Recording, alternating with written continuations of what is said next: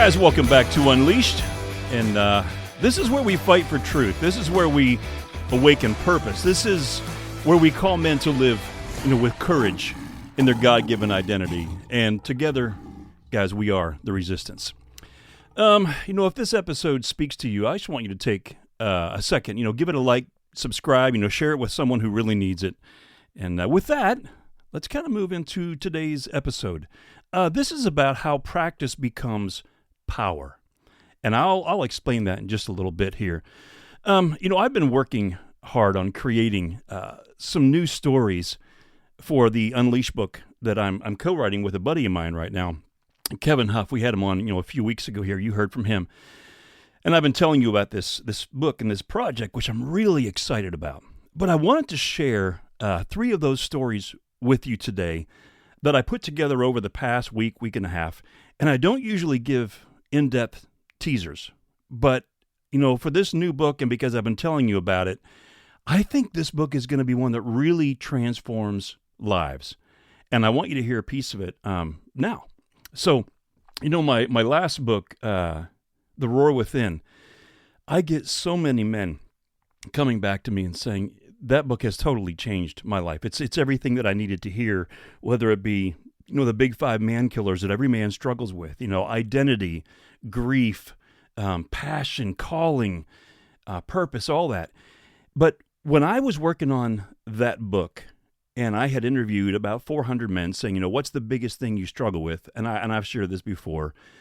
It wasn't what I thought it was going to be. The number one thing that men struggled with was actually lack of purpose, which kind of caught me off guard. So this new book, Unleashed, it's about, discovering and living, out that purpose that God made for you. So there are those moments, in a man's life that leave a mark, not just on his body, but in his soul. And some moments make you, right? Other moments, they try to break you. But the most defining ones, those are the ones that you take back. And you pass on those lessons. Like I was saying, when practice becomes power, it's because we have been through something and we have worked into our life what we need to be doing different. So I want to tell you about 3 moments in my life. 2 of them left some pretty deep wounds. I mean, I've got a lot more than that, obviously. I've got a whole lifetime of that. But one of these actually kind of rewrote a legacy. And so I thought this was kind of interesting. Every boy, as he's growing into a man, he goes through that kind of a rite of passage. And that's a little bit about what some of this is. But this episode, it really is about how practice becomes power. You'll hear it. But not just physical practice, but, add in spiritual practice, truth practice, identity practice. Because power doesn't come from performance. It comes from knowing who you are. And this is where I see that in our weakness that, He, God, is made strong. That goes right back to 2 Corinthians chapter 12. So let me look at that here real quick. This would be 2 Corinthians 12, 9 through 11. And here's what it says. This is out of the NIV. But he said to me, my grace is sufficient for you. My power is made perfect in weakness. Therefore, now remember, these are Paul's words. Therefore, I will boast all the more gladly about my weaknesses, so that Christ's power may rest on me. That is why, for Christ's sake, I delight in weakness, in insults, in hardships, in persecution, in difficulties. For when I am weak, then I am strong. I've talked so many times when I'm doing events about how challenges are gifts. And it is so hard in those moments when we're going through something to understand and realize that. But what's really great is as I was putting these stories together, working on the book, and I was going back through some of my own challenges, as time, kind of unrolls like a mat, I begin to see how it has shaped me in great ways. Of course, sometimes we carry scars, but those scars that we carry are reminders that we've been in the battle and that we are still standing. So let me kind of start off with, I was pretty young, when this one happened. And I'm trying to think how old I probably would have been. Maybe, 8 or 9. But let me go ahead. I'm just going to read this. This is right from the document that I'm putting in the new book, so I'll read a few of these to you. When I was a kid, my best friend, I'm changing the name, Luke, and I spent hours roaming in the woods behind our houses. The scent of pine needles and damp earth filled our lungs. That forest was our kingdom, and we were its fiercest warriors. With BB guns slung over our shoulders and pockets full of pine cones, we built fortresses from fallen branches and stacked rocks for barricades. We shouted commands and charged into the imaginary battles. And in those woods, we felt unstoppable. By midday, we'd always return home flushed and proud. And my mom would pack us bologna sandwiches, and chips in a paper bag. And we carried them to the treehouse my dad had built high in a sturdy oak, out of sight, from my parents' kitchen window. It was our safe zone. It was our fortress of solitude. As we sat on the edge, with our legs dangling and mouths full of sandwich, the sound of footsteps in the underbrush brought our conversation to a halt. Two older neighborhood boys, feared for their relentless bullying, emerged. One smirked and tapped a hatchet against his palm. "Come down," the bigger one sneered, "or I'm coming up." Then, crack, he slammed the hatchet into the tree. Again, crack. Bark flew. He was trying to chop down the tree with us still in it. "If you yell," he threatened, "I'll hit you with this." I froze, terrified. My fingers clenched the wood floor. I couldn't move. But then I heard it. The rhythmic sound of a hammer. My dad was working nearby.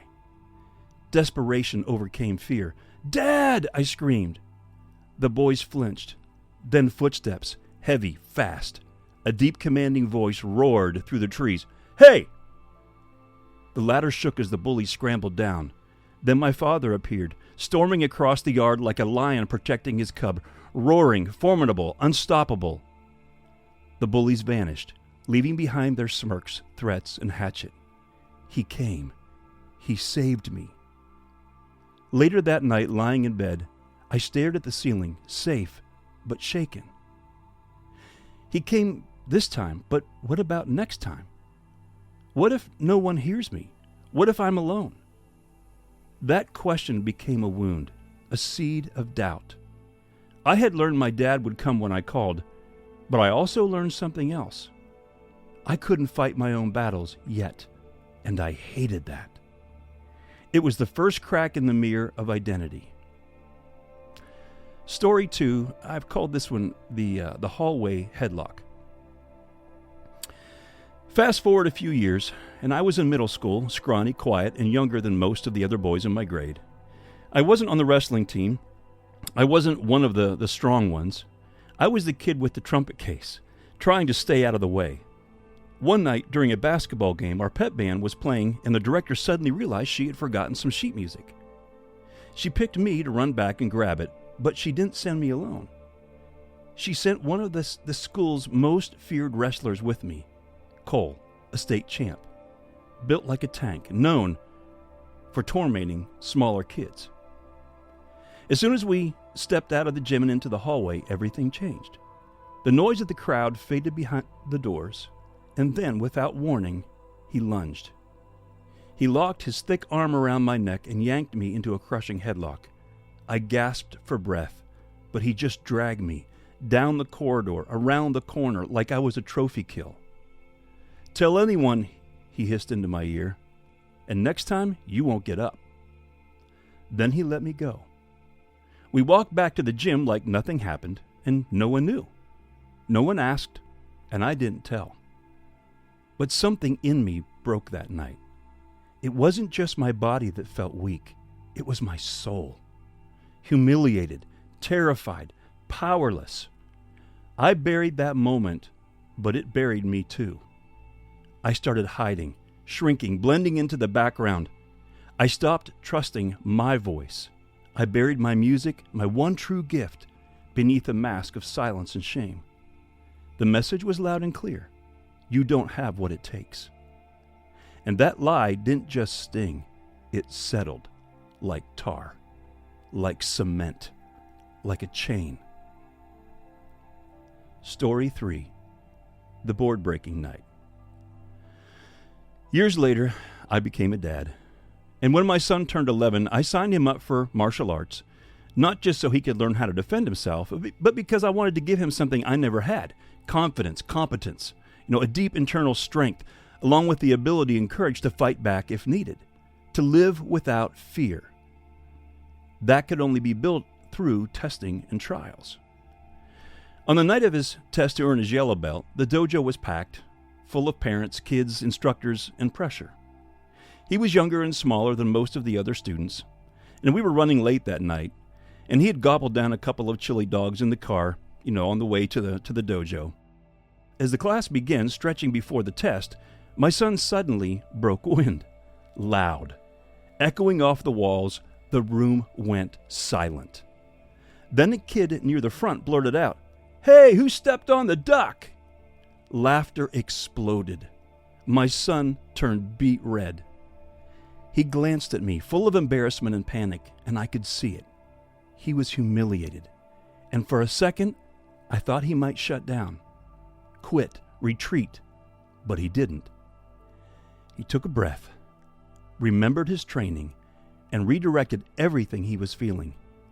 He stepped onto the mat, fist clenched, heart pounding, and before the sensei could even say, "Go," he stepped up and drove his heel right through the wooden board, shattering it in a single blow. The room erupted. He stood there holding half of the board in his hand. But it wasn't just the board that had broken. Something inside him had shifted. He didn't just leave with a broken board. He left with a yellow belt and a new sense of who he was.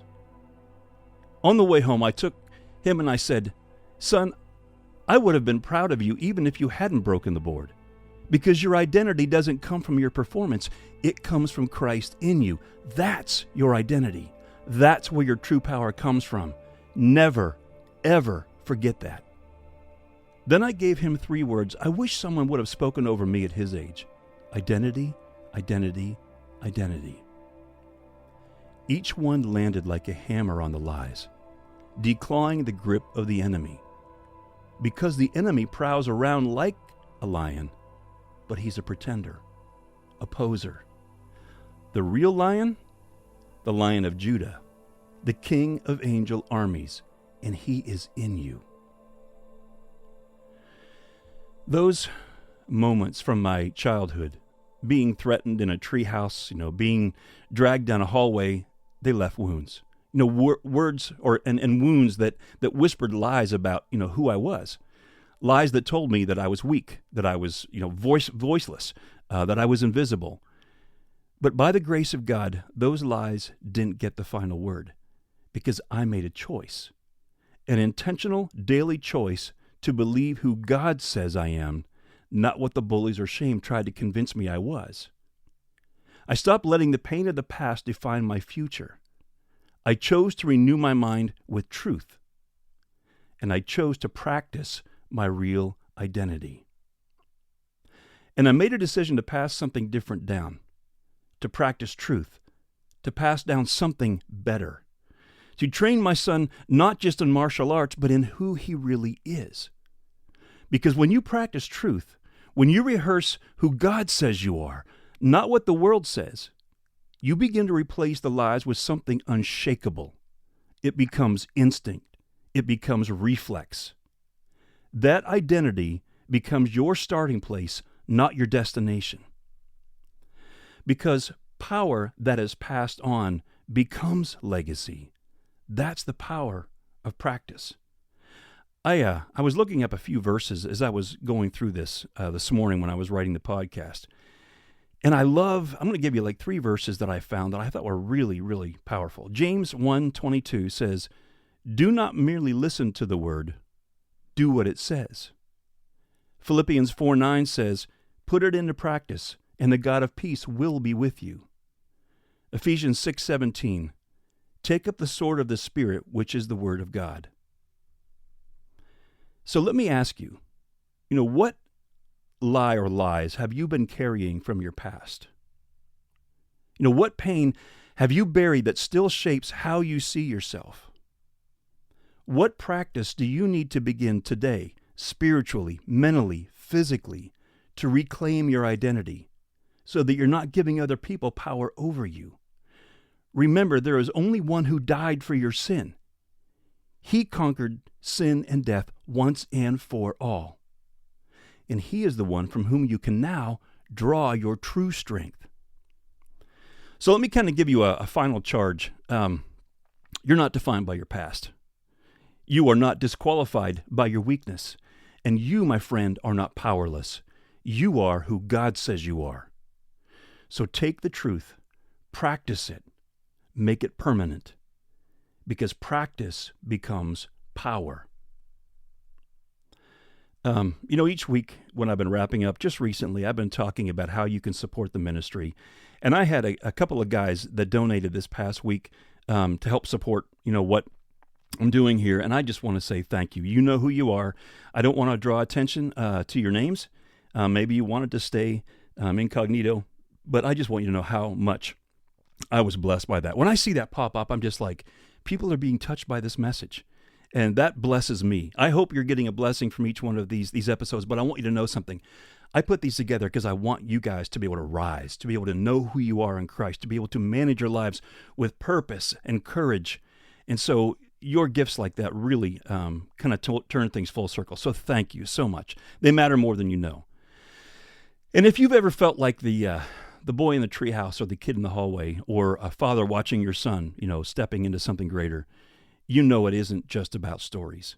It's about healing wounds. It's about breaking generational lies.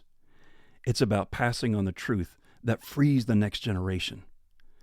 This is the work of Unleashed, and it matters. And if this episode, if it stirred something within you, maybe you could relate to these stories and you want to pass something down as well. If you believe that helping men find their one identity in Christ is something you want to do, if you want to see more fathers stepping up, more sons rising, and more lives forever being changed, then join us. I want to invite you to become a part of the resistance. And if you want to help keep us moving forward, send these links to your friends. And you can also go to unleashed.men. You can click on the donate button and scroll down, and it'll take you and give you all the directions you need. You can also go to Unleash Plus, which is additional things to this podcast. It's $1.99 a month or $9.99 for the year. It's really, really cheap, and I'm always throwing stuff in there. I'm getting ready to put a whole bunch of new stuff in there, so now's a great time to be able to sign up for that as well. But you're not just supporting a podcast. You really are helping rewrite stories, just like mine, just like my son's. And I just want to thank you guys for standing with me as I, every single week, bring something back to you. Coming up soon, got Jimmy Seitz. He's got a brand new book getting ready to come out, and looking forward to having him on the show. So be watching for that one. I'll keep you posted. But until then, guys, keep living unleashed. You are loved.